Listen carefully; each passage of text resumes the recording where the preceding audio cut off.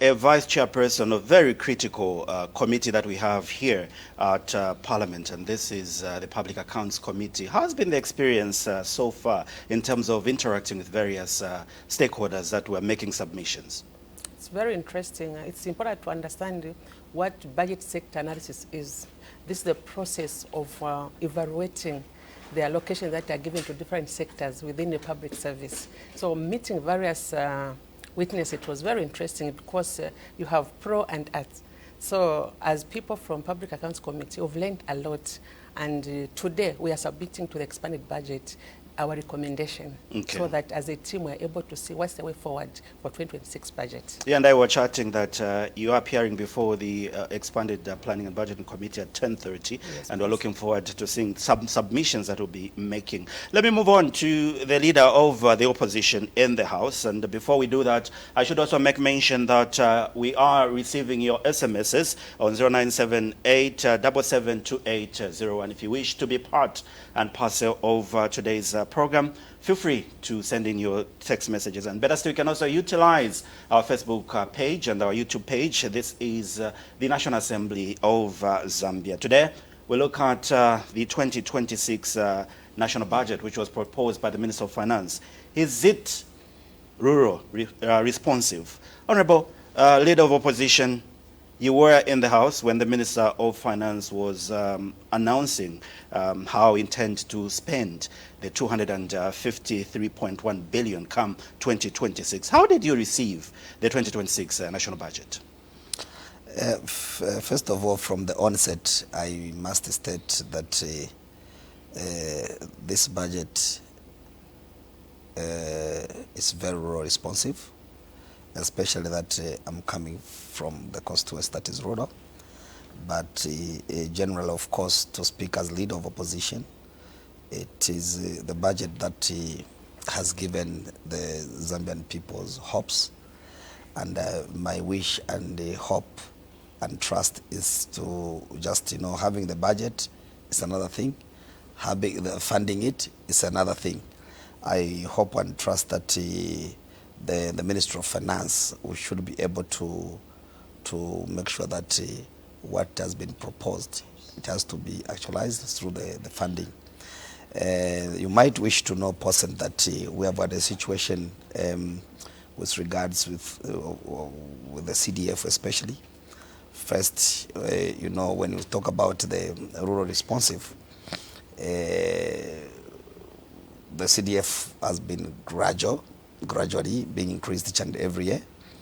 And I think I remember when I just came in 2021, by then I was not leader of opposition, and just moving from the 1.5 million to 25, then later on 27 to 30, now 36.1 to 40 million. It's a very, very, very responsive to the rural area, because I'll tell you that the developments that have been done in rural constituencies, especially that the WDCs are the ones making decisions on what projects should be undertaken in various wards. So this is speaking to a situation where instead of central procurements, but it goes down to the wards, where the wards themselves, they are deciding of what they want to utilize that money for, as opposed to the same wards, the constituency. So you find that in each and every ward of the country, there's at least one project that is going on. So when you talk about the rural responsive, and you picked a very, very good topic as the rural responsive, because I think this is where things starts from. Rural responsive goes also with the issues with regards of education. We had experience for a long time, school dropouts. Now, because of, if you look in the budget, a good amount of money, 2.4 billion being allocated to the free education. I'll tell you that the rural areas now, education sector, where I will just give you one practical example of one of the schools in Mafinga, Okay. Tendere Secondary School, which used to add, by 2021, the school used to have minimum about 260 pupils. Now, it is 1,800. Okay, and I know we'll get to the education sector and some of the successes that you've scored in the previous years that you've been the area member of parliament for a rural constituency, and this is my finger. Let me move on to Honorable Sabao. How did the people of Jikankata receive the 253.1 billion kwacha budget that the minister intends to spend in 2026? Person, it's very important to understand that the 2026 budget gives power to the people. Just increasing CDF to 40 million, you've given the people of Chikankata the mandate to develop their own district. Like Honorable Chabinga has already mentioned, that people are able to identify their own needs. What is it that we don't have, that we want to have? Through the CDF, people are able to submit their own projects. As a CDF, ours just to approve. As we are talking right now, Chikankata, since 2022, we have more than 45 projects already implemented and commissioned. People are using them. What does it mean? That it means that people of Chikankata are able to develop their district on their own. They've been given the mandate by government. Unlike what we had in the past, where decisions were made at the central level. But this time, power has gone to the people. And the 2026 budget, when you look at it, talk of FISIP. People of Chikankata are farmers. We depend on farming. It means that most of the people are going to benefit from FISIP. And the more FISIP we have in the constituency, it means we have higher yield of our harvest. We are contributing to the national budget, to the national basket. What does it mean? That it means that the economy of Chikankata, the economy of Zambia changes because you've given the power to the people. You talk of, if you look at the budget, there's the infrastructure, the amount which has been allocated, it's high. It means that the districts will be opened up because where there are good roads, there is development, and Chikankata will benefit. Right now, we are already benefiting as a district.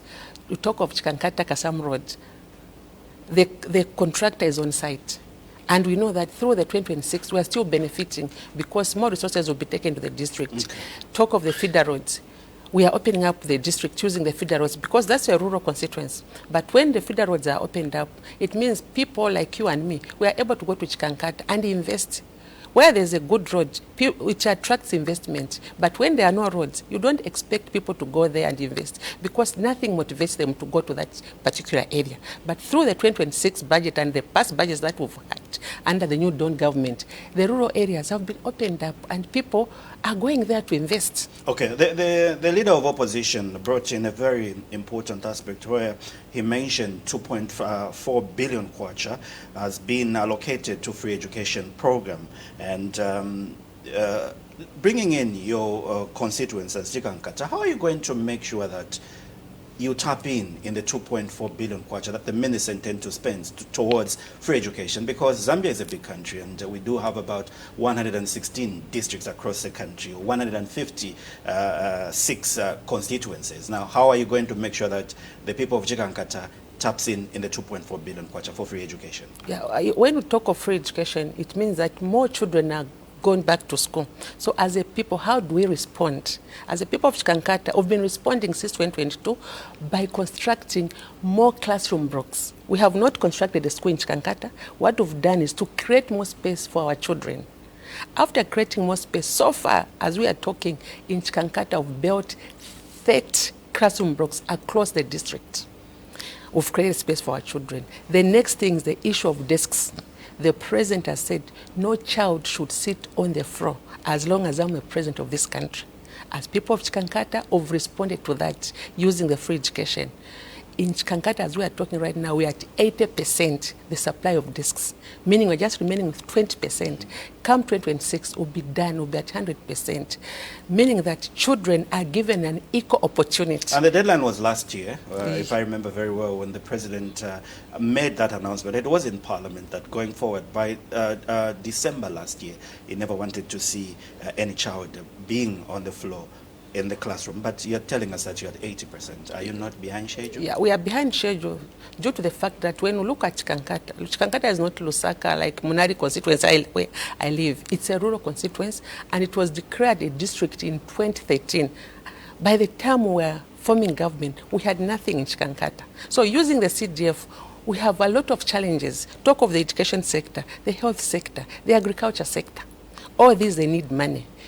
Because when you talk of... Before I move on to the leader of the opposition, maybe quickly, would you maybe in a position just to share with us some of the challenges that you are facing in failing, because it's like you have not met the deadline that the president put as of December. Maybe what could be the challenges? The challenge is that looking at the amount of CDF, it had a lot of demands. Like I said, that when we talk of desks under the education sector, but also the health sector, we're looking at the maternity annex. The women are crying. So as a people, we had to sit down. How do we share these resources so that all the sectors benefits? You talk of the agriculture sector.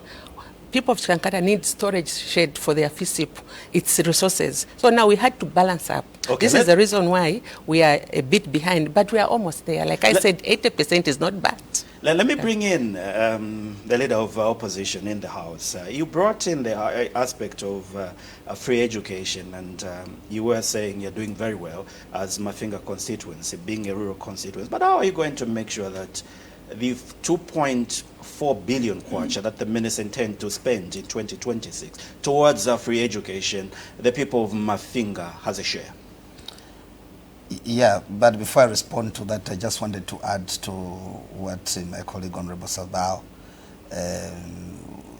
alluded to with the fact, because I think the constituency has, and ours is almost similar, though despite us being very far. But what I'll tell you, I think as Mafinga, I'm trying to do the comparisons with Chikankata and Mafinga, excuse me, the challenges are very similar to what she has mentioned. So in actualization, the school desks program was first, number one, it had a lot of issues that you have to look at. Firstly, the enrollment, when there was an issue of free education.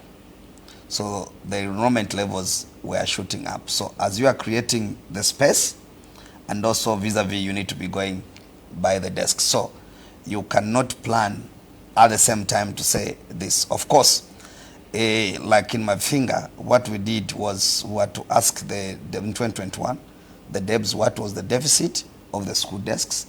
They mentioned, by then they needed 4,500. Then they would have manage the deficit, but went further. Instead of 4,500, I instructed that we do 6,500 to have more extra. But even when we provided those 6,500 at 100%, we still had the challenges, because we were still constructing more of 1x3 classroom blocks. So which, when you construct a classroom block, it has to come full equipped with a desk. So you'll find that at some point you might not procure at the same time as it comes. So you procure as need arises. So I just wanted to add on a rider to what my colleague was saying. Then how do we tap in the 2.4 billion? There's an issue of, number one, you must wish to know that Mafinga is one of the district which is benefiting on 100% school feeding program. So this entails that the children just need to go to school, whether they've eaten or not eaten, they have to go to school, and they arrive there, there'll be breakfast and there'll be lunch. And so they'll be going there, even if they are hungry, they'll eat, so there'll be concentration in class. And then afterwards, because some of them, they have to move some distances and they have to be fed. So we have that now. Under that program, how are we going to benefit? We are going to benefit in the sense that we need more children to go back into school, including those dropouts, and especially when we are talking about early marriages before. Mafinga was one of the constituencies that really had one of the highest numbers of early marriages.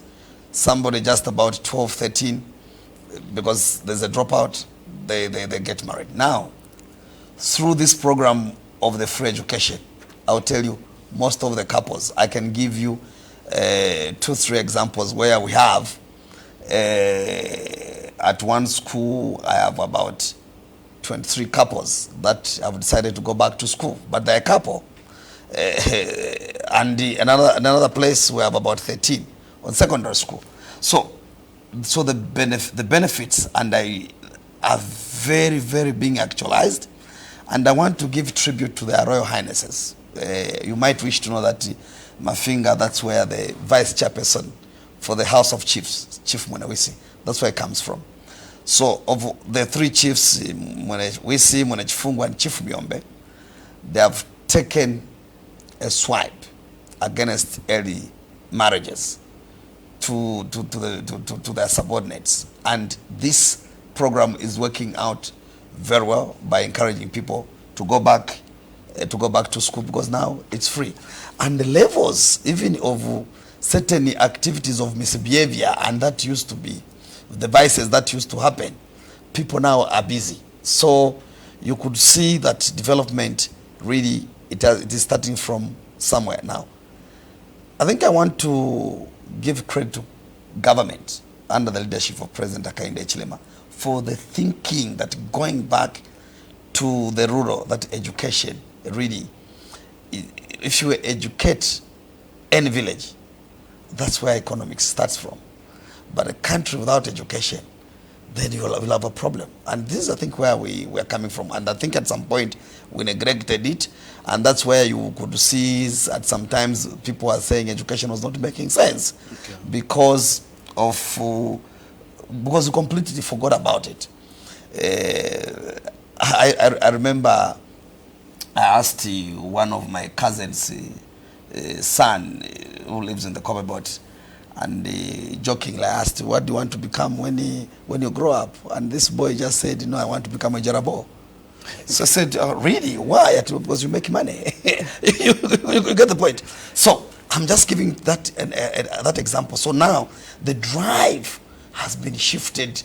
If these young children in the rural areas are able to see that I need to be like Honorable Savao, I need to be like President HH, I need to be like the Speaker of the National Assembly, the Right Honorable Madam Nelly Muti. And that is the passion that every child would wish to. Okay, still on education. I need to go back to the budget speech the minister presented 2 weeks ago, or more than 2 weeks now, because today we've only remained with a week before the committees conclude receiving submissions, and today they begin receiving recommendations from various committees. And the number that we're using, if you wish to be part and parcel of today's presentation of the 2026 post-budget analysis program, is 0978-772801. And my 2 guests that I do have is Leader of the Opposition, and this is Honorable Robert Chabinga, who is Mafinga Member of Parliament, and also I do have Jigankata Member of Parliament, Ms. Jacqueline Sabao. When the Minister of Finance was here, he did say that to improve the quality of education, government has since 2022 recruited over 42,000 teachers. This year, the minister said that the government intends to recruit additional 2,000 teachers and a further 3,500 in 2026. In addition to government will procure 1.6 million desks across the country, out of 42% were procured from their own local suppliers using CDF. Let me move on to Honorable Sabao. How did your constituency benefit from the 42,000 teachers that were recruited? And maybe also, how are you going to make sure that you benefit from the 2,000 that are yet to be recruited in 2025 before the 3,500 in next year? Persons, it's important to appreciate that before the 2022, we had a challenge in the constituency. The pupil teacher ratio was bad because we had schools which had 2 teachers, and this is a school that had grade 1 to grade 7. So now Just imagine 2 teachers teaching grade 1 to 7. What would be the results? So it means that there was no quality. But under the new Dawn government, after recruiting the teachers in 2023, in Chikankata, we've received a good number of teachers. And the ratio between teacher and pupil is very good. Teachers have time to plan. Because as a teacher, you need to have a plan for the day. And like in the past where you had 2 teachers teaching grade 1 to 7, even if you are planning, what are you planning? You can't handle 5 classes in a day. It's impossible. Hence, the quality of education had gone down in the past regimes. But with the recruitment, we've improved. Chikankata, I think we've received more than 100 teachers so far. And we expect to receive more in 2026 so that our children have a relationship with their teachers. You know, when we're in a class, the maximum should not be more than 30 pupils because a teacher is a second parent to a child. So if they're able to talk, it improves the lives of a child because a teacher should know the characters of his or her pupils so that is able to guide them.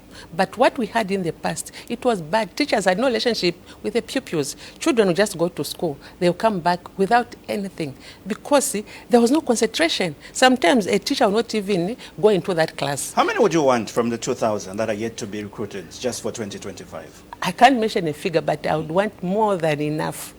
What is more than enough for you looking at, because you are the mother of Chikankata constituency? Okay, I should not be selfish since they are going to recruit 2,000.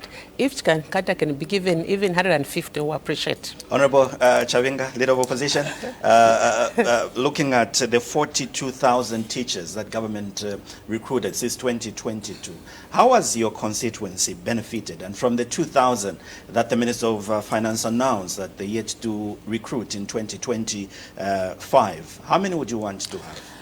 First, before I respond to how many would I want, first and foremost, I would want enough. But I think there's been the system that the Ministry of Education uses where they need to take stock of the demand of the teachers, of which subjects are required in each and every area and each and every district. But I think that one is it's not really helping us. I think the government has to even go further, because with this free education that we're talking about, the number of students has skyrocketed. So in some areas, I'll give you practical. The school that I was referring to, maybe if I talk about Myombe Secondary School, where you have about a class of about 120 students and 1 teacher. So I think this is the sector, actually, I would wish that even the 2,000, and you look at the countrywide, it's a drop in a ocean. You know, when the government did lump sum the first 30,000, there was so much impact because I think you could see that schools benefited very effectively. But there's been consistent, 2,000, 3,000, of course that's 5,000. But if you were to ask me, I would need about 350 teachers, because the deficit, the numbers, I'll tell you, this is the area where schools first are very far, and when it comes to secondary schools, it's now that we're trying to put more and more infrastructure. But we want to thank the government, because now we only had one boarding school, and now we're being given 1 boarding school plus 1 day under the World Bank program. So this will absorb a lot of students. So really, if you look at it, it's a sector that we need to invest in a lot in terms of the teachers. Additionally, as well, there's recruitment, which has come in, and then we have these teachers, and then we have the feeding program. The next thing is the curriculum.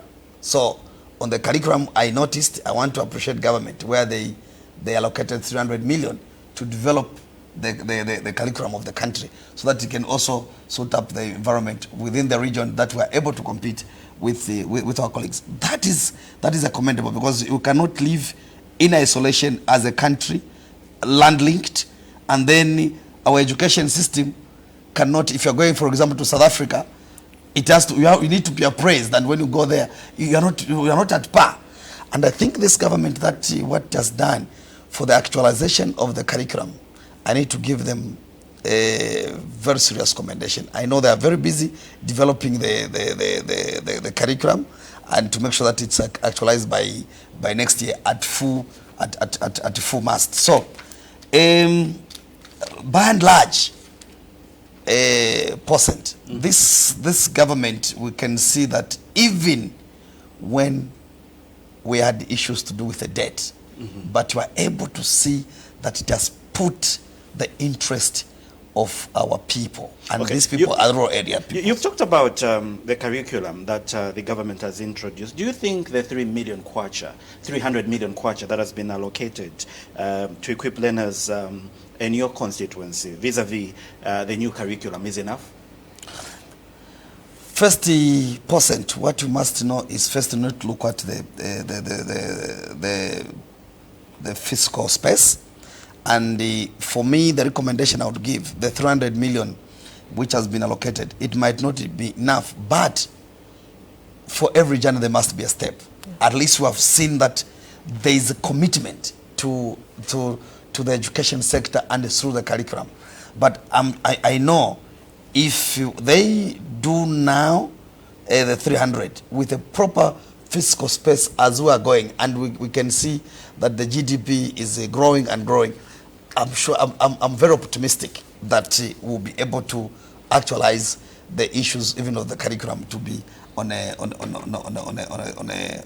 good base. All right. Shortly, we'll be reading your text messages on 0978 772801. Better still, we'll also be reading your messages on our social media. That's the National Assembly of Zambia. My two guests that I have this morning, I do have leader of the opposition. This is Honorable Robert Chabinga, and he is Member of Parliament for Mafinga constituency, and Ms. Jacqueline Sabao, who is Chigankata Member of Parliament. 0978 772801 is the number, and shortly we'll be able to read some text messages. Let me move to you, Honorable Chabinga, still on you.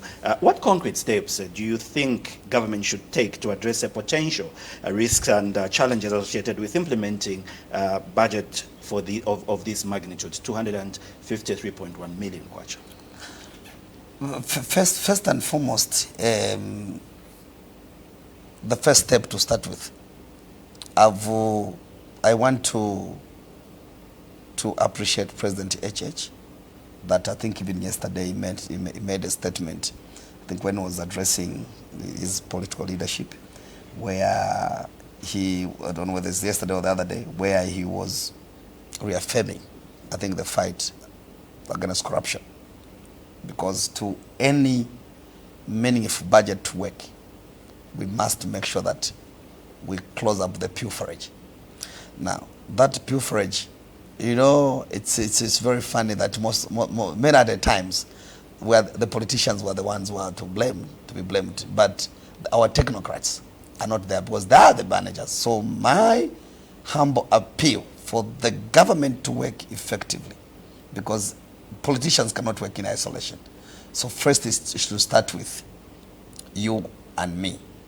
And this, what I mean is that for every technocrat, first in the morning when he wakes up in the morning, going for work, you must remember, I'm going for work, and I must know what I'm going to do for that particular day. And that particular day, I'm being paid for. And if I'm being paid for the job that I'm supposed to do, the next thing is, why should I not be part of helping the Zambian people by actualizing the budget? And actualizing the budget is to make sure that, number one, when we're doing the goods and service delivery, we must look at, number one, if it's procurement, how is the pricing? Is it commensurable? The second thing, how is the quality? Is it balancing up with the value for money? Number three, what is the timelines of executing this program. Remember that I think people have been crying the procurement processes, which were what, and the executive brought in the bill to Parliament, the procurement bill, to reduce the numbers, the processes, to cut certain issues, but still people would want to prolong the issues. But this goes to the technocrats. So my humble appeal to this government is that we need to make sure that they make sure that these technocrats that have been given responsibilities to discharge the work on behalf of the Zambian people must be able to do the work according to what they have been employed for. One of your mandates in your office as leader of opposition is to provide checks and balances to the ruling party. And there is a perception that you dine with a ruling party. How are you going to make sure that the budget is prudent and transparent, being leader of opposition? Yeah, there's been that misconception. These are the things that we sleep with, we wake up with, and it's a normal world when you are what. Unfortunately, our politics in the country have been perceived that when your friend is doing something great, you can't appreciate. When they are doing wrong, they have to be taught. And I think if you look at even when we're on the floor of the House, I think I've seen my team. The only thing that we have done that I've done as leader of opposition in my tenure is to make sure that we don't antagonize and we don't go personal character assassination. We interrogate, and if you see how our members, I rarely talk. I only talk when it matters most, but I need to give room to other members so that they're able to talk. And I think we have been able to see that the checks and balances, we have been interrogating the government. Where they have not done well, the government has been put on their toes. But people insinuate because you cannot, they believe in that if you are on the opposite direction, at the opposite side, you need to criticize everything that your friend are doing. No. It should not be like that. You must reach at the point where when your colleagues are doing very fine, you say yes, but however, you can do 1 or 2, 3 things. Just like in my earlier remarks, let me just finish the statement. In my earlier remarks, I stated that the issue of having the budget is a different thing, and the issue of actualizing the budget in terms of funding. And I was very categorical. And this is the situation where, especially the CDF thing, where the funding has not been very okay. So, and that's the reality. And this is the cry of each and every member of parliament in the constituencies, where people, for example, are able to apply for the IPCs, maybe equivalent to 15 million, and you are given 2 billion kwacha. We have engaged. So the only difference is that there are certain things that not always that you need to come and engage on the floor of the House. My role, and I've done so much by engaging physically with the ministry involved. So even when I saw the CDF was not all right, I went to the Treasury and sit down. Ladies and gentlemen, this is it. I think we're not doing correctly on this arrangement. So it's not always that you need to come and talk on the floor of the House, but you need to have the platforms, different avenues, different platforms. And I'll tell you, even the head of state has been engaged on the matters to say, look, people sometimes say the CDF is a hoax. But why is it that if it's a hoax, other constituencies are doing very fine, in other constituencies not working? I'll give an example. I'm opposition. The DC is from the ruling. My council chairperson is from the ruling. My CS is ruling from the executive. But how are we managing the CDF? The issue is very simple. It's me as a leader.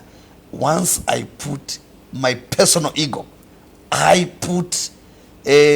personal ego aside and concentrate on developing. I'll give you a practical example. Okay.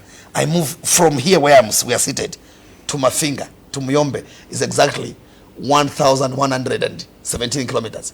Really? You move from here all those kilometers, then you go and jog? No. So we need to make sure that why were we voted for? We were voted for development and the interest. Our people, they have suffered for so many years, they've been yearning for development. So the issue is you need to work in unity. The constituencies that you are seeing that development is stagnant and they're saying the CDF is a hoax, it is because they have this ego that they cannot collaborate with the town clerks or the council secretaries and also the DCs. And this is why you saw there was a very serious pressure when you are amending the CDF Act to include the DCs. Me, I didn't find a problem with it because already I was working with them in collaboration. Okay, let's bring in the Honorable Sabao. On this front, I want us to look at the health sector. I know there are quite a number of construction going on. The Minister of Finance did talk about maternity annexes in various countries that are earmarked for construction in 2026. But where are we in your constituency, health facilities? I know we've talked about education. We've briefly talked about Constituency Development Fund. When we talk of maternity annex, we are doing fine in Chikankata. You should understand also as leaders, when you go into leadership, you go with a personal interest. I'm a woman, so I understand the importance of a maternity wing in the life of an individual. So as a female MP, I push that we need to have enough maternity annexes in our district. So far, we have 5 that we've already commissioned, and we are still constructing. So come 2026 budget, we'll do more.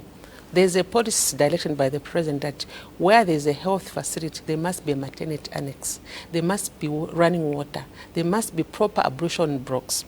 So we are responding to that, and we are doing fine because we understand that the first day of a life is very important. If a child is born at a very good environment, it means even the future of that child is light.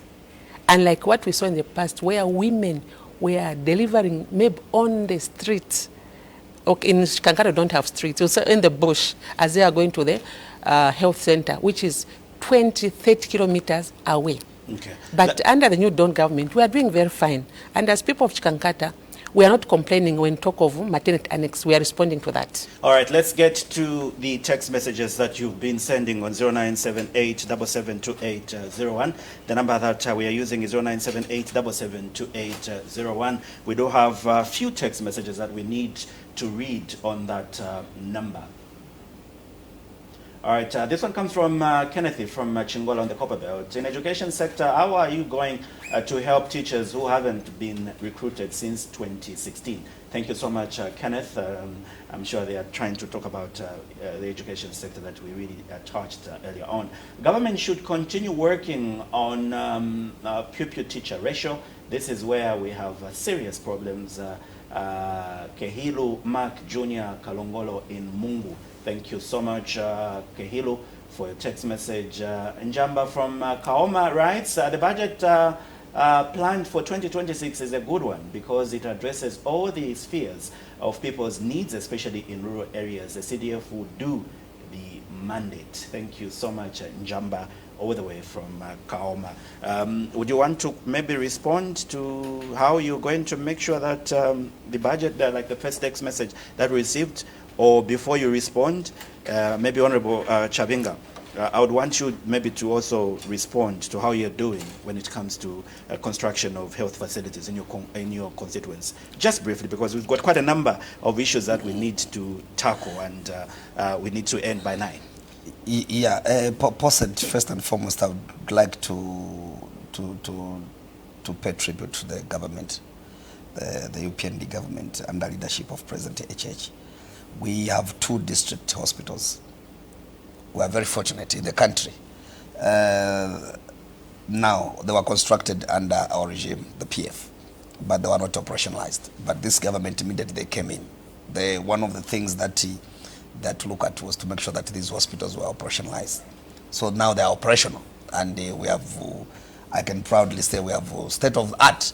So if you're in the hospital in Mafinga, believe you me, you won't know that in Mafinga, you'll be thinking you're in South Africa, and that's the reality. And when it comes to the maternity annexes, yes, we have constructed quite a number of maternity annexes. I think you saw just some few days ago, I was handing over one of the maternity annexes, which is 40 kilometers away from the main hospital. And you could see that the village headmen, instead of actually wanting to say something, tears were just dropping. These are tears of joy that it has never happened in the history. And to furthermore, I'll tell you that these two hospitals, remember through the CDF 2023, where the ambulances, where ambulances were procured. So when we procured one and we realized that one was not enough, we went further because we had some change from the skills bursaries, some change. We had to buy another one. So what we have done is each of the hospitals has got a brand new, fully fitted ambulances. This is through the CDF. In addition to that, benefiting from the 120 mini hospitals, Mafinga, I think we're going to benefit too, because the two hospitals, the population is very much high. So they will have actually three, because we have three chiefdoms. So each chiefdom, the Ministry of Health have designed that each chiefdom should have one of each. So from there we're benefiting three. This is a percent. I know even when people say, look, sometimes I dine with the ruling. You can't say thank you. It's just saying thank you. It's not much other than opposing to anything, even when your colleagues have done very well. So to sum it up all, believe you me, on the health sector, we are really doing very, very, very fine as Mafinga.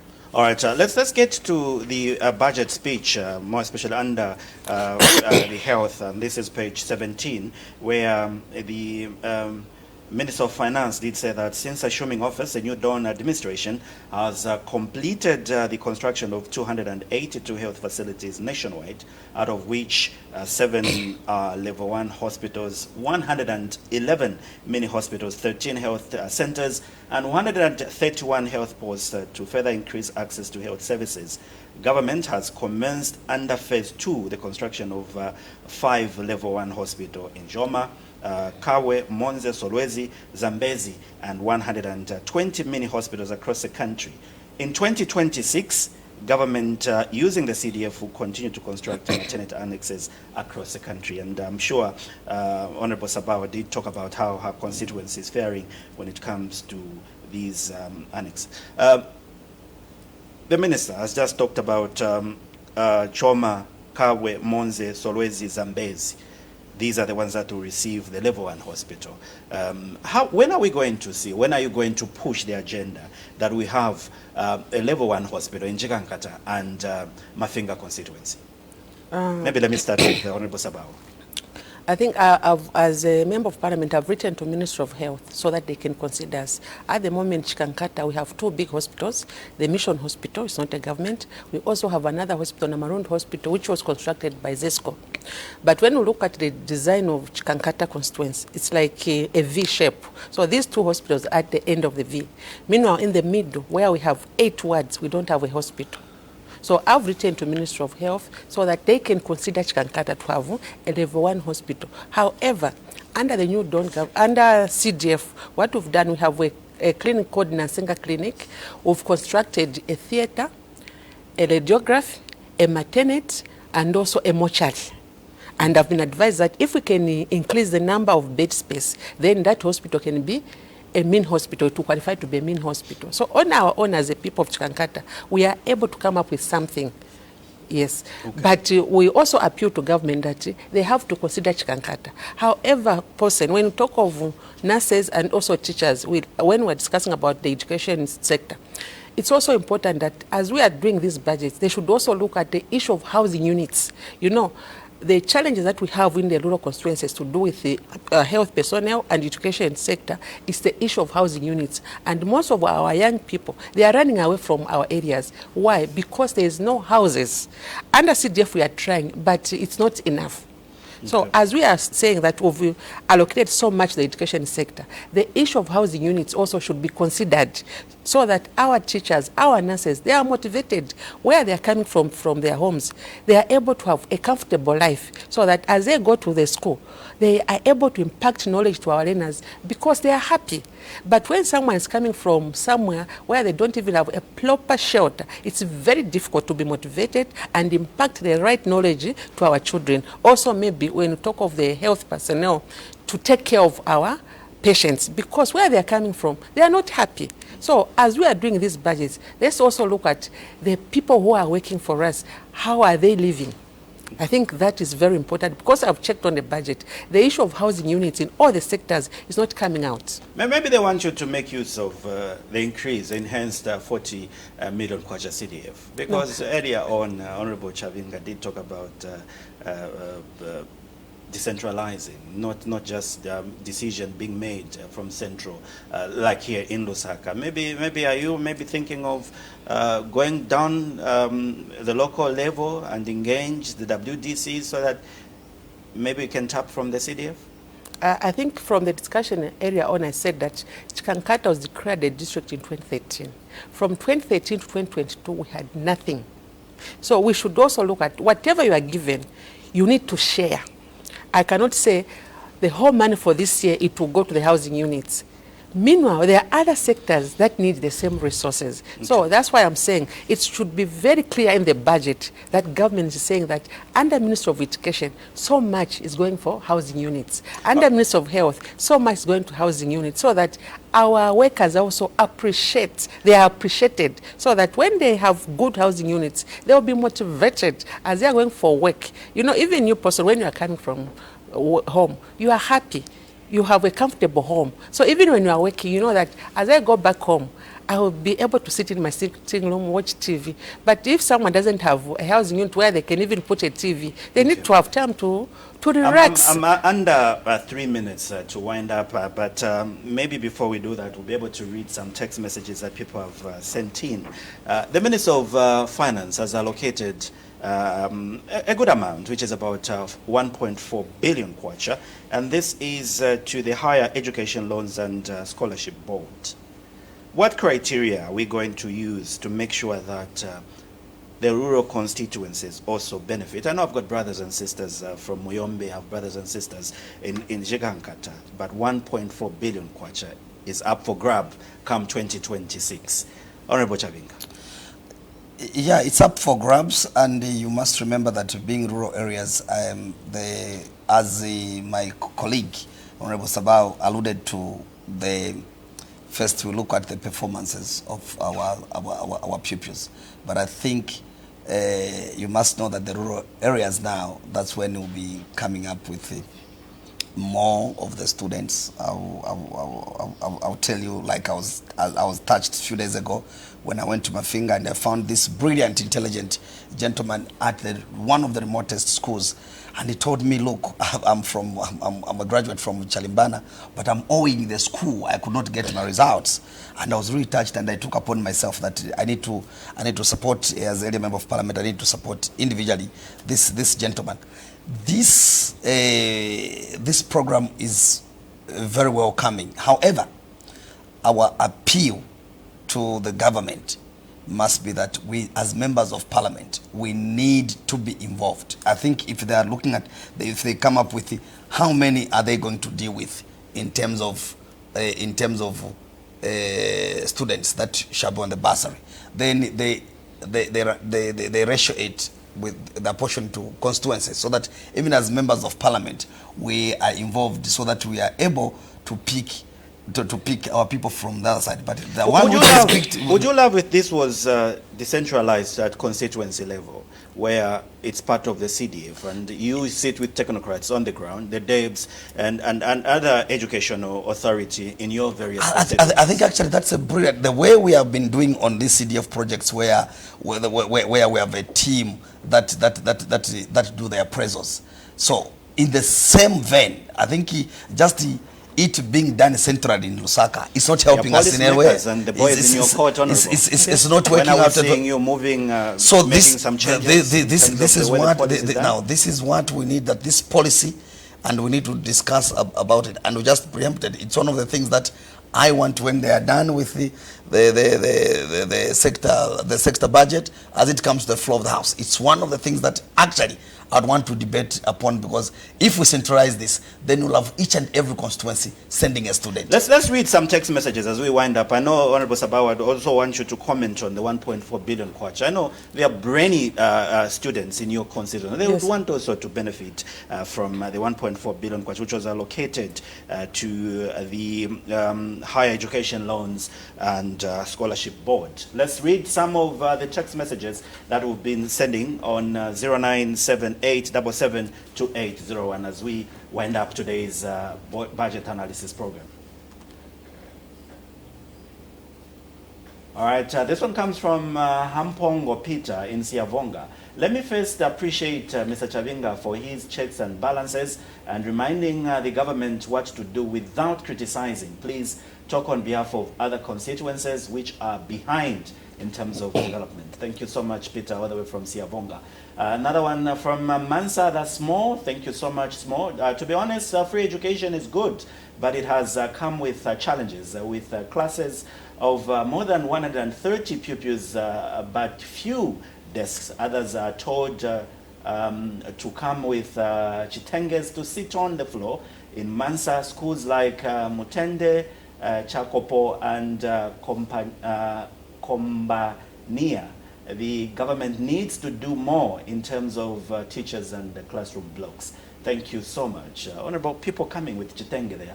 Munsanje also says, thank you very much, much MPs for the message. MPs should visit other constituencies to see the way CDF is used. An example is Kapirimposhi. Thank you so much, Munsanje, for your text message. Claudius Nalu from Lusaka saying, since 2022, we have seen the recruitment of teachers in a bit of address to pupil-teacher ratio. How far have we achieved towards achieving our goal owing to the fact that the government has been recruiting teachers? Thank you so much, Nalu, all the way from Lusaka. Those are some of the many text messages that we've received this far. Maybe as we wind up, I'll start with Honorable Sabao, your concluding remarks, and if you wish to respond to any of the text messages that you feel like responding to, and also bear in mind the 1.4 billion kwacha. Let me start with the 1.4 Yeah, but under just a minute, because we do have a committee that's sitting. Mine is a light down what Honorable Chabinga has already mentioned, that this issue of bursary should be decentralized so that we have a national picture as we are giving bursaries to our children. Because at central level, you don't know who we are giving. And also the process for our children to access that is long, which has been a challenge in our rural constituencies. So if it can be decentralized so that maybe each constituency is given a certain figure, you say, each constituency should have, for instance, we say 10, and the local leadership will come up with a strategy on how they'll pick those children so that every child in Zambia benefits and every constituency benefits the national cake through the university loans and bursaries. Okay. And then the issue of the teachers is talking of the teacher pupil. I think I mentioned that you know, we should appreciate as a people that we had a challenge in the past where most of the teachers were trained, they were not employed. So when the new Dawn government came into power, they found that a lot of teachers were just at home. So we're trying to dismantle the numbers. As far as I'm concerned, we are doing fine at the moment. And what people should understand that we had people who applied in 2022, and they are checking that database. So what we've decided as a government is that we go back to those who first applied. When we are done with that, we come to those who are now graduating. The chitenge aspect, you being a mother, ask a pupil. And I think it's, I'm very sad to hear that, because in Mansa we have members of parliament, because Mansa has almost, is it 3 or 4 constituencies? I think members of parliament should look at that. As a member of parliament working with the CDF and the WDC, you can come up with a policy of saying, this year, we'll just buy desks in our districts. And like having our children sit on a chitenge, I think it's very embarrassing. All right, but thank you so much and for your concluding remarks. Let me move on to the Leader of Opposition, Honorable Chabinga. I think my concluding remarks are that first to the Zambian people and the implementers of the national budget. This is a progressive budget, and we have to assure it that we shall, as opposition, will support it and make sure that it goes through as it comes. And then it's unfortunate that I can see that some schools where they're asking the pupils to come with their chitenges, but also before the MP is blamed, and also I've seen this, even the DEB's office has to be blamed, because sometimes they don't make requests on prompt. I think their supervision, they need to up their games in terms of supervision, so that these members of parliament are told in advance. Because remember, making a school desk does not take one day. It has to take a bit of some days. So I think it's concerted efforts, and it's happening in the area where my members of parliament are coming from. And I think I'll pick it up to make sure that 130 pupils in a class. Yes, 130 pupils in a class. Is that healthy or not? It's very unhealthy. Remember, in my area remarks, I had indicated that we need to manage the pupil teacher ratio, and I think having 130, one teacher cannot manage. How do you teach? How do they prepare the lesson plans? How does that teacher mark? So this is an issue that we need to push in and make sure that we actualize. Lastly, I just want to wish the Zambian people that first and foremost, let's support this budget. Let's give this government time, even when they took over the government, which had a lot of problems, and they're trying to stabilize the economy. But we can see the light at the end of the tunnel. We need to support it. The director just tells me that we can accommodate maybe 2 or 3 text messages as we wind up quickly. Let's look at some of the text messages that you've been sending on 0978772801. And this is one text message, the message that you take home, Honorable Sabao and Honorable Chabinga. Let's see that text message. This one comes from Trevor Sikumba in Teji. I am interested on the issue of CEEC loans. Why is it only benefiting youths in provincial headquarters, yet there are people who are above 35 years and have very good project proposals? Quick response? Yeah, the quick response to that. Remember, we're talking about the decentralization, and I think these are the matters. Even the Citizen Economic Empowerment Commission and the fund itself, I think this is an issue. Also, I'll tell you, the Honorable Minister for Small Media has been doing very fine with the Permanent Secretary, but I think this is where the technocrats have to up the game. And please, our humble appeal, the executive, can you try by all means that even members of parliament were involved in this sector the way we're being involved into other sectors? I'll be unfair if I won't let Honorable Sabao just to make a quick comment as well on the CEC text message. Like Honorable Chabinga said, it's the issue of leadership. Because when we talk of what provincial level, and then we have people in the district, some of them, they don't have information from the province. So if the information can go down to the district, we'll be able to help our young people in the district. But as long, and I know CEC is not even at provincial level, it's in Lusaka. So it's very difficult for a young person from Chikankata to access the information. So it's important that the ministry, through the Ministry of Media, they should go down to the district, have maybe focal persons who are able to sensitize the information to the people. All right, yeah. Honorable. And then the last point, person, I would say, this budget is a developmental budget. We should also stop politicking. The challenge that we've had in this country is that whatever we see is politics. Politics will not take us anywhere. Politics should be there to facilitate the development of a country, unlike destroying our country. All right, well, thank you so much. I know you had a very tight morning. You were at ZMBC in the morning, and wishing you all the best. And thank you so much for finding time and being with us and discuss national issues. Thank you so much. Honorable Chabinga, I know you're not an early person, but you managed to be with us this morning, and I would like to say, as parliamentary broadcasting, we're humbled to have you on this platform and just to discuss the 2026 national budget. Point of correction, I was just joking when I said I'm actually late. I am a late person, and I'm a very early bed person, to make sure that, you cannot be a national leader if you are sleeping. Time now for us, we're in gear 5. So if you sleep, you'll find that your friends have gone a step. It has been always a pleasure to be here. Those of you that have been following us on our Facebook page, Crackson Muchende, you are watching from Pemba. Thank you so much. And we had Trenchard Lawrence Sisinka, all the way from Sinazongwe, Mamba in Southern Province, and Minister of Smart Zambian. You are watching from Central Town on the Copper Belt. Thank you so much. This has been today's post-analysis of the 2026 budget. And my two guests that I had this morning are Honorable Robert Chabinga, Member of Parliament for Mafinga constituency, and he's leader of the opposition. And I also had Ms. Jacqueline Sabao, who is a Jigankata Member of Parliament. We were looking at the 2026 national budget. Is it rural responsive? I'm sure you've heard it, the plans and how they will utilize the 2026 national budget. My name is Posset Dove on behalf of my sign language interpreter, that's Chola Kaum, and the entire production crew, and those of you that have been following us on our two social platforms, YouTube and the National Assembly of Zambia Facebook page, and those of you that have been with us on radio and television.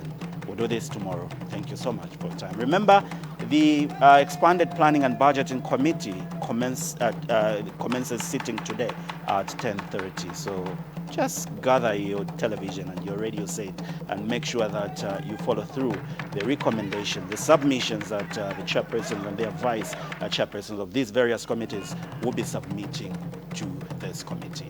Keep watching and listening to Parliament.